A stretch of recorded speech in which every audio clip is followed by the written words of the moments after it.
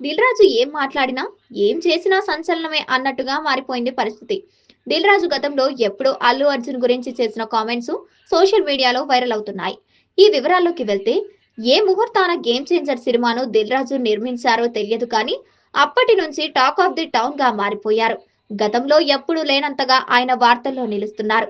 Game changer ఒకే ఒక్క cinema Dil రాజును ఆకాశం నుంచి పాతాళానికి పడేస్తుంది.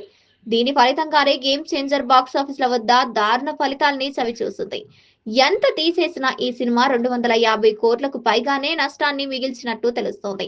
వెంకటేష్ నటించిన సంక్రాంతికి వస్తున్నాం సినిమా లేకపోతే దిల్ రాజు పరిస్థితి ఏంటనే ప్రశ్న ఉత్పన్నమవుతోంది. గేమ్ చేంజర్ ఫ్లాప్ కావడంతో దిల్ రాజు తీవ్రంగా నష్టపోయారు. తాజాగా దిల్ రాజు నిర్మించిన సినిమా తంపుడు. ఈ సినిమాలో నితిన్ హీరోగా నటించారు. ఈ సినిమా ప్రమోషన్ సమయంలో కూడా గేమ్ చేంజర్ ఫ్లాప్ గురించి మాట్లాడారు దిల్ రాజు. అయితే దీనిపై మెగా అభిమానుల నుంచి తీవ్ర విమర్శలు రావడంతో దిల్ రాజు బ్రదర్స్ క్షమాపణలు చెప్పారు. ఇదిలా ఉంటే గతంలో దిల్ రాజు అల్లు అర్జున్ గురించి మాట్లాడిన వీడియో ఒకటి నెట్టింట వైరల్ గా మారింది.